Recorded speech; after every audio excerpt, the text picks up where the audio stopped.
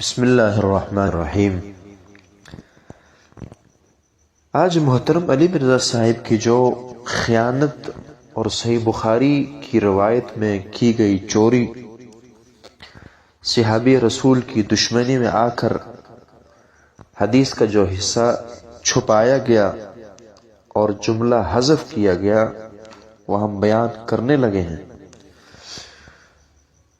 یہ وہ خیانت ہے کہ جس کسی انسان میں معمولی انصاف کی نگاہ، سوچ اور حق کی تلاش پائی جائے گی، یقیناً اس کی تسلی اور تشفی کے لیے کافی ہوگی۔ جو خیانت آج کوٹ کی جا رہی ہے ان کی، چونکہ علی مرزا صاحب کے فالورز، ان کی دو کیٹیگریاں ہیں۔ ایک وہ ہیں جو ان کے اندھے مقلد بن چکے ہیں، اگرچہ ان میں سے اکثریت قادیانیت اور رافضیت پر مشتمل لوگوں کی ہے، اور بعض اہل سنت میں سے بھی ایسے علم سے کورے ہیں جو ان کی تقلید کی حد تک پیروی کرتے ہیں۔ یہ وہ طبقہ ہے اور یہ وہ کیٹیگری ہے کہ آپ دنیا زمین و آسمان ایک کر دیں، یہ کسی طرح کی آپ کی بات ماننے کو تیار نہ ہوں گے۔ دوسری کیٹیگری ان لوگوں کی ہے جو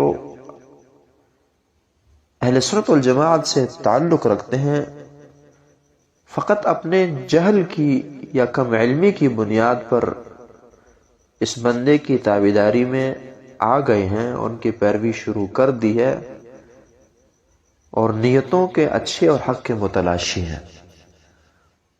آج کی گفتگو ہماری انہی لوگوں سے تعلق رکھتی ہے جو حق کے متلاشی ہیں اور انصاف کی نگاہ رکھتے ہیں، اور اللہ رب العالمین نے انہیں تقلید کی لعنت سے آزاد کر دیا ہے۔ اندھی تقلید میری مراد ہے۔ تو علی مرزا صاحب اپنے پمفلٹ کے صفحہ نمبر 14 پر صحیح بخاری کی روایت ذکر کرتے ہیں۔ مزے کی بات یہ ہے کہ اس حدیث کو بہت گول مول کر کے، بریکٹ لگا لگا کر، ترجمے میں ہیر پھیر کر کے اپنے مطلب کے معانی نکال کر اس حدیث کو بیان کرتے ہیں، لیکن یہ چھوٹی باتیں ہیں۔ اس کے مقابلے میں بڑی بات یہ ہے کہ صحیح بخاری کی 2704 نمبر حدیث کا حوالہ دیتے ہیں اور من عن صحیح بخاری کی وہی روایت لگاتے ہیں۔ میں انشاءاللہ اس کا سکین لگا بھی دوں گا اللہ کی توفیق سے۔ تو اس حدیث کو بیان کرتے کرتے ایک جملہ جو ان کی پیٹ میں مروڑ کا ذریعہ بن رہا ہے، اسے حذف کر دیتے ہیں، اور یہ وہ جملہ ہے جو صحابی رسول سیدنا امیر معاویہ رضی اللہ تعالی عنہ کی فضیلت کو بیان کر رہا ہے۔ اب اس قدر جرت کے حدیث میں تحریف کیا، بلکہ اس جملے کو ہی چھٹی دے دی جاتی ہے اور حذف کر لیا جاتا ہے۔ اب اگر کسی میں انصاف ہو اور پھر بھی وہ مرزا صاحب کو صادق اور امین تسلیم کرے، تو اس کی عقل فقط یہی کہا جا سکتا ہے کہ حیرانگی کے لائق اور قابل ہوگی۔